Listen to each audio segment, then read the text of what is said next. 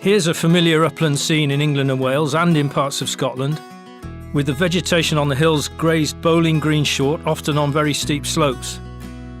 This causes rainwater to run off the hills more rapidly, which in some cases leads to soil erosion. You can see landslips at the bottom of the slope on the right of the valley, which have happened because of this erosion. This is a landscape reflecting centuries of sheep farming. Sheep have been free to roam across the hills, and particularly in the last century, they've done so in very large numbers in the same places for long periods. This is why it looks the way it does, and it's part of the reason why biodiversity is so poor in these areas. Apart from intensively grazed grassland, the other dominant feature of this landscape is the dense, regimented blocks of non-native conifer forestry. These are great for timber production, but are a poor habitat for most species of wildlife that you would naturally expect to find here. And then there's the heather on the grouse moors above. It's being burned in this picture. Many grouse moor managers burn the land routinely to encourage new heather shoots which red grouse feed on. This helps to keep the grouse numbers high, enabling more grouse to be shot for sport. But a completely heather-dominated moorland is in effect a monoculture, and as a consequence, the variety and abundance of wildlife here is hugely suppressed. Eroded peat is a typical sight in many of our uplands. These peat hags in the foreground of the picture are evidence that the peat is drying out and eroding, releasing large stores of carbon. If you focus on the valley bottom, you'll see a river which has been historically straightened, widened and deepened to get water away downstream as fast as possible. The river has a main road running alongside it, and it has been embanked in places to enable what was its floodplain to be farmed all year round.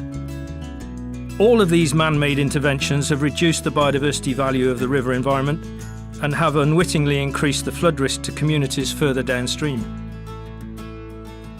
Red grouse are abundant in this landscape, as you would expect, but so are generalist species such as the fox, carrion crow and magpie. These species typically thrive in areas where there are lots of livestock and where specialist predator and scavenger species have declined or are absent due to persecution and habitat loss. Apart from grouse shooting and sheep farming, there's very little economic activity here. Of course, you will get a few walkers passing through. They won't be seeing much in the way of wildlife if they are, mind you, and they'll probably be hurrying on to the next viewpoint. Overall, this is very much a man-made landscape. You could describe it as green and brown and lumpy. To some, it will have an aesthetic appeal, and its remoteness may even make it feel wild, but in reality, it is far from that. In this second image, we see change taking place. This is roughly 10 years later. The biggest difference is that grazing pressure has been significantly reduced. Sheep have been taken off the hills, and that's allowing vegetation to recover. Burning has stopped on the grouse moor. Maybe shooting has stopped altogether. This change in land use will allow nature to bounce back over time. It's important to remember that a lot of nature recovery can be achieved simply by us ceasing activities that cause harm. The non-native conifers have been felled and replanted with native deciduous trees, which changes the whole look of the area and supports more wildlife. These new trees will provide a seed source for future generations of scrub and woodland without the need for planting. This will help to store more carbon in this landscape, and it significantly increases the infiltration of rain into the soil and bedrock below. An excellent example of natural flood management. Small numbers of suitable rare breed cattle are being allowed to roam freely, introducing some different grazing into the mix and providing an opportunity for this landscape to still produce good quality meat. There's been some fantastic work to restore the peatland. Drainage ditches have been blocked and eroding peat hags revegetated. The peat is getting wetter again, so now we have all this rich vegetation growing, which is great for insects, birds and other animals. It also stores more carbon and reduces flood risk because the mass of mosses and other plants that are now thriving help to hold more water above ground and slow the flow off the hills. Here, the black grouse population is bouncing back, and there's been a marked increase in the numbers of small birds and mammals, which provide food for raptors like the merlin and short-eared owl.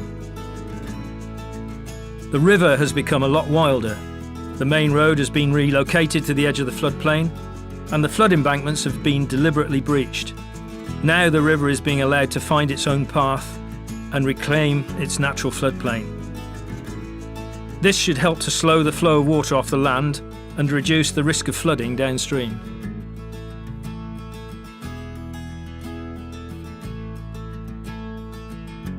Here we are, about 50 years into the future. The landscape has changed dramatically. It's full of colour, texture and life. Nature is really being allowed to take care of itself now. It's been given a helping hand with the creation of a green bridge across the main road.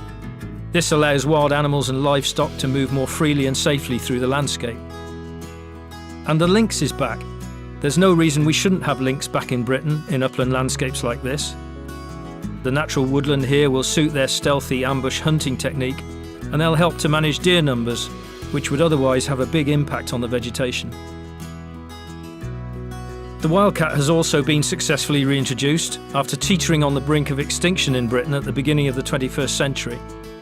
Hopefully, well-planned reintroduction projects will see it return to many of our uplands. The previously degraded peat area has now completely transformed into a luscious mosaic of vegetation.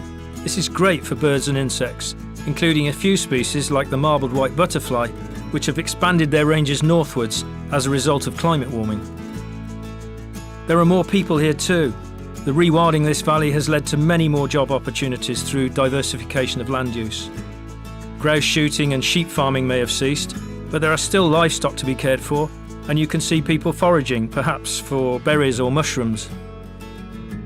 There are walkers, cyclists, people camping and glamping, and the return of the beaver is drawing in more visitors to the wetlands in the valley bottom.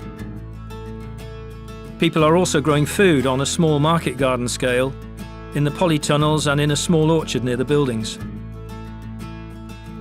On the hills, free-ranging cattle, wild boar and red deer all provide small quantities of very popular high-quality meat for local communities.